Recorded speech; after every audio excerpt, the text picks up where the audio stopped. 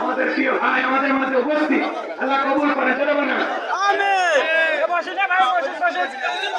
সম্মানিত উপস্থিতি, ভাই আসি না, যখন কোন জায়গায়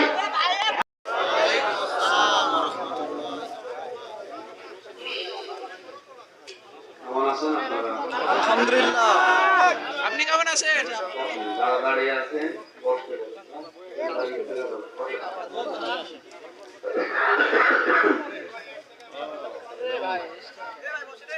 الحمد لله رب المشرقين ورب المغربين الذي خلق كل شيء زوجين وأوجب علينا الإحسان بالوالدين ونشهد أن لا إله إلا الله وحده لا شريك له وأشهد أن محمدا عبده ورسوله سيد الكونين صلى الله عليه وعلى آله وصحبه وأتباعه أجمعين ليلا ونهارا في الطرفين. فقد قال الله تعالى في كلامه المجيد وبرهانه التوحيد জবান খুলে পড়েন আউযু বিল্লাহি মিনাশ শাইতানির বারবার নিষেধ করছে বন্ধ করো না, বন্ধ করো। বিসমিল্লাহির রাহমানির রাহিম কতবার নিষেধ করছে এই জবান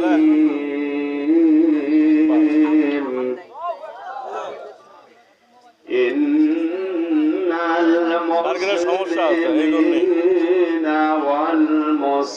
والمسلمات والمؤمنين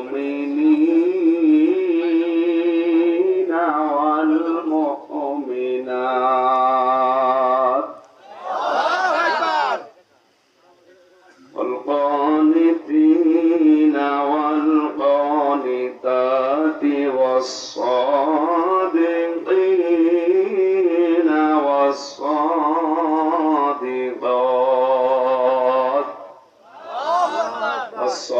والصابرين والصابرات والخاشعين والخاشعات والمتصدقين والمتصدقات والصائمين والصائمات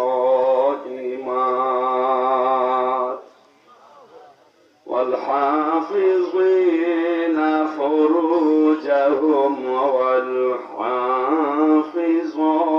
والحافظات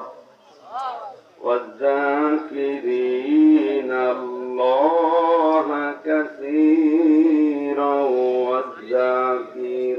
والذاكرات أعد الله لهم مغفرة وأجرا عظيما. صدقت يا ربنا. اللهم صل على سيدنا مولانا محمد وعلى آل سيدنا مولانا محمد صلى الله عليه وسلم. বাংলাদেশের ঐতিহ্যবাহী জেলা বগুড়া আমি বানিয়েছি মানুষ আর তাকে কথা বলার যোগ্যতা দিয়েছি। শুধুমাত্র মানুষ বাদ দিয়ে পৃথিবীর কোন সৃষ্টি এভাবে সাজিয়ে গছিয়ে মনের কথাগুলো ব্যক্ত করতে পারে না। সুতরাং এই নিয়ামতটা যারাই পেয়েছি বোবা নয়। আর একবার বলেন আলহামদুলিল্লাহ। পৃথিবীর মানুষ আনন্দ করবে কি নিয়ে? খুশি হবে কি নিয়ে আজকের এই অনুষ্ঠান সাজানো দেখে মনে হচ্ছে এলাকার মানুষের আনন্দ হয়েছে। قل بفضل الله وبرحمته فبذلك فليفرحوا هو خير مما يجمعون। খুব খেয়াল করে শুনবেন, আল্লাহ পাক বলেন পৃথিবীর মানুষকে আপনি বলেন তোমরা যা পেয়ে আনন্দ করো, খুশি হও, উল্লাস করো। সবচাইতে দামি সম্পদ আল্লাহর কাছে কোরআনে কারীম। এইটা যারা গেইন করতে পেরেছে, অ্যাচিভ করতে পেরেছে, যারা অর্জন করতে পেরেছে, তামাম দুনিয়া যদি কেউ পেয়ে আনন্দ করে, তার তুলনায় আল্লাহর কাছে কোরআন শ্রেষ্ঠ। এ কথা বলার অর্থ হচ্ছে কোরআনের সাথে যে জিনিসের সম্পর্ক, ওইটা নিয়ে মুসলমানেরা আনন্দ করতে পারে। কোরআনের সাথে যার সম্পর্ক নেই, ওই জিনিস নিয়ে মুসলমানের আনন্দ করা যায় না। এটা কয়েকদিন আগে একটা দিবস চলে গেল, বিশ্ব বিহায়া দিবস। যারা আনন্দ করেছেন ওর সাথে কোরআনের সম্পর্ক আছে। ওই ভালোবাসাকে যদি মাকে দেয়, তার বোনকে দেয়, তার স্ত্রীকে দেয়, সন্তানকে দেয়, এটা জায়েজ আছে। স্ত্রী হওয়ার আগে যদি কেউ ভালোবাসা বিলোপন করে, ওটা প্রকাশ্য হারাম। শয়তানের 27টা কর্মসূচি আমি পেয়েছি কোরআনে কারিমে। ওর 1 নাম্বার কর্মসূচি হচ্ছে অপচয় করা। ও অপচয় করতে ভালোবাসে।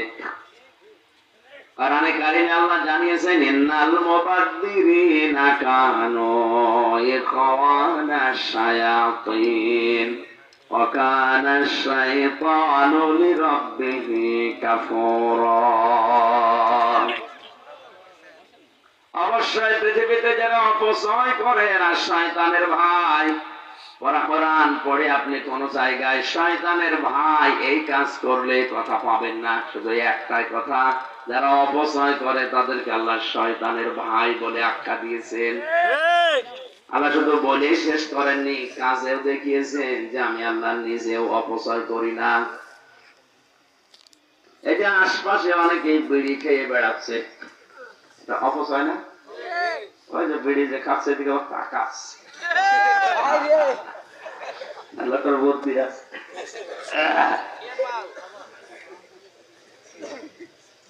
প্রায় 22,000 কোটি টাকা শুধু মানুষ ধোয়া দিয়ে 1 বছরে উড়িয়ে দিচ্ছে এই বাংলাদেশে। এমনি গরিবদের ধার দিনা করে পদ্মা সেতু, টানেল, কত কিছু আমরা বানাচ্ছি। টাকা নেই বলে তো ধার করা, খরচ করা লাগছে। কথা বলেন ঠিক কিনা? সেই দেশের মানুষ যদি এত টাকা ফো দিয়ে, আগুন দিয়ে উড়িয়ে দেয়, ডিজিটাল থেকে স্মার্ট হবে, স্বপ্নই দেখে যাবেন, কিয়ামতের আগে হবে না। এজন্য আমাদের ডিজিটাল থেকে স্মার্ট হওয়ার জন্য অপচয় বন্ধ করা লাগবে। রাতের বেলায় একটা লাইট দিলে হয়, 22টা লাইট জ্বালিয়ে রেখেছে আন্দাজে। দেখতে পেয়েছি আয়াতটা নিয়ে, যে মানুষ যত খাবার খায়, এই খাবারগুলো হজম করার জন্য একটা রস লাগে, পিত্ত রস। এটা তৈরি হয় খাবারের নির্যাস থেকে। ফোটা ফোটা করে ওই রসগুলো পড়তে থাকে খাদ্যের উপরে। যখন খাবারগুলো তাড়া ফেব্রুয়ারি পালন করার সবচাইতে বড় টার্গেট উলঙ্গপনা। শফিক রেহমান শয়তানের ভাইরা ভাই ইংল্যান্ড থেকে দিবসটা এনেছিল আমাদের কাছে ধার করে, ভিক্ষা করে। অথচ এই দিনে হয়তো আপনারা ইসলামী মাইন্ডের লোকের জন্য টের পাচ্ছেন না।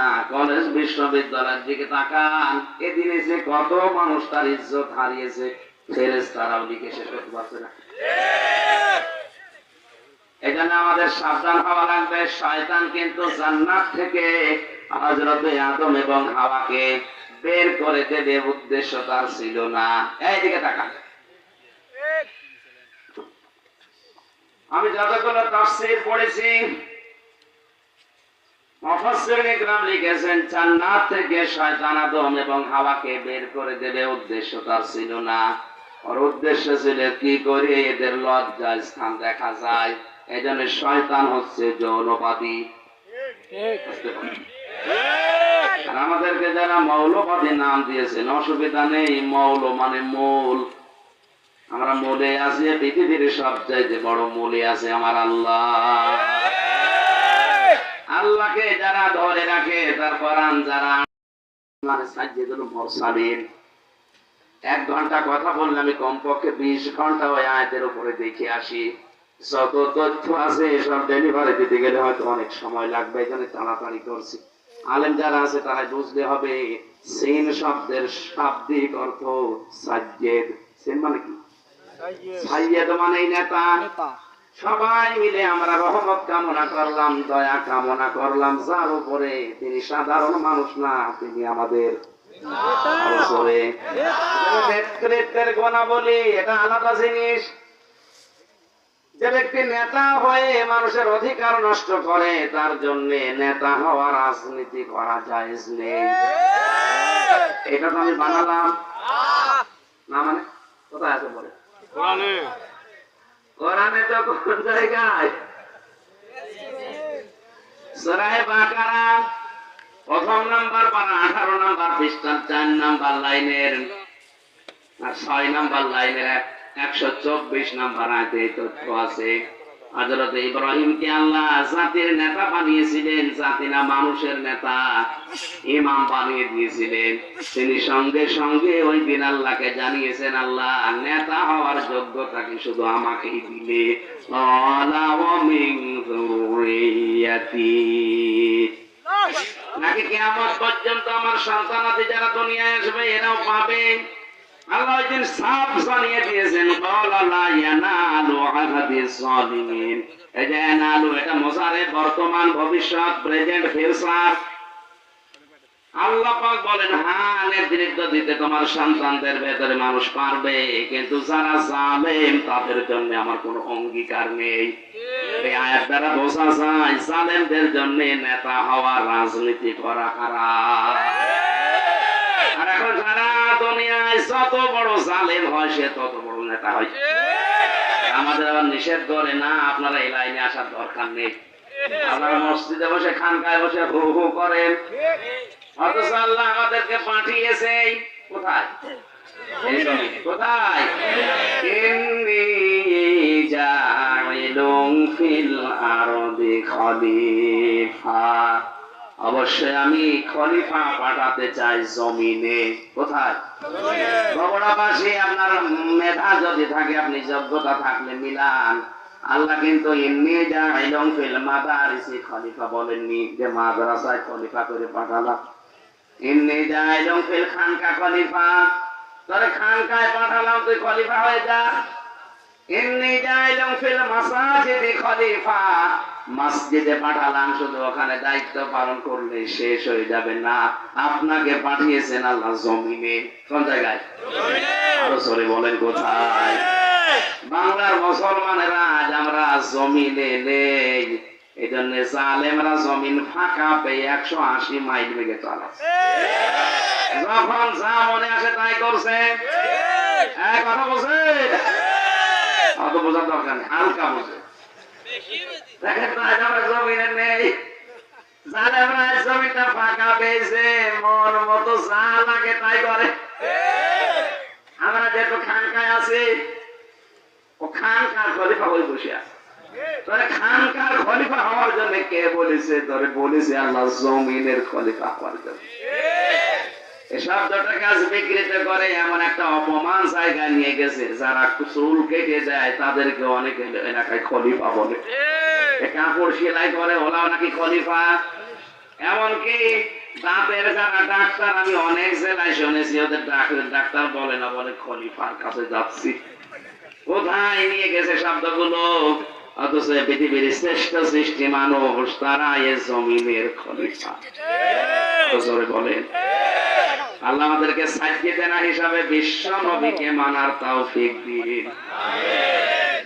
2 নম্বরে আল্লাহ বলছেন আর কি পরিচয় তার? আপনি বললেন মাওলানা। মাওলানা মানে আমির হামজা। হ্যাঁ, মাওলানা মানে গাইডলাইন দাতা, অভিভাবক, পথ প্রদর্শক। তার দেখানো পথ বাদ দিয়া যারা মাওলানা হিসাবে অভিভাবক হিসাবে অন্য কাউকে গ্রহণ করেছেন আপনি নিশ্চিত থাকেন জাহান্নামী। আল্লাহর নবী পথ দেখিয়েছেন লা তাত্তাখিযুল কুবুর মাসাজিদা, কবরকে মসজিদের মতো সেজদার জায়গা বানিও না। এই হাদিস তো আমি বানালাম নাকি? বলেন না কেন? অথচ যে দরুদ পড়ার পরে নবীর আশিক দাবি করছে, গরম সুন্নি ঠান্ডা সুন্নি নাম দিয়েছে। তারা কবরের পাশে যে অনেকে পরীক্ষা দেবে তাদের বলছে বাবা দোয়া করে দিন। কোরআনে কারীম জানিয়েছে হে নবী সূরা ফাতিরের ভেতরে আছে, হে নবী মারা যারা গেছে ওদেরকে আপনি কিছু শোনাতে পারবেন না। যে লোকটা মারা গেল সে যত বড় আল্লাহর ওলি হোক ও কবরে শুনতে পারে কিছু? এক কথা বলে না কেন? আপনি কোন নিয়তে গেলেন? এটা তো নবীর আদর্শের পথ হয়নি। সাইয়েদিনা মাওলানা আপনার এখনো ঠিক হলো না। তিনি যে পথ দেখিয়ে গেলেন ওই পথ বাদ দিয়ে বাঁকা পথে আপনি হাঁটতেছেন। সুতরাং কিয়ামত পর্যন্ত দরুদ পড়লে 10 বার নেকি হওয়া দূরের কথা আপনার আরো গুনাহ হবে। মাওলানা ঠিক নেই, সাইয়েদিনা ঠিক নেই, এই কথা বুঝতেছে? আল্লাহ আমাদেরকে দরুদ যেটা পড়েছি প্র্যাকটিক্যাল লাইফে কাজ করার তৌফিক দিন, বলেন আমিন। কোরআনে কারীমের সূরা আহজাব 35 নম্বর আয়াতটা পড়েছি, খুব খেয়াল করে শুনেন। আজকের আলোচনার বিষয় হচ্ছে আল্লাহর ক্ষমা এবং মহান পুরস্কার আল্লাহ কাদেরকে দেবেন সেই ওয়াদা দিয়েছেন এই আয়াতে। আমরা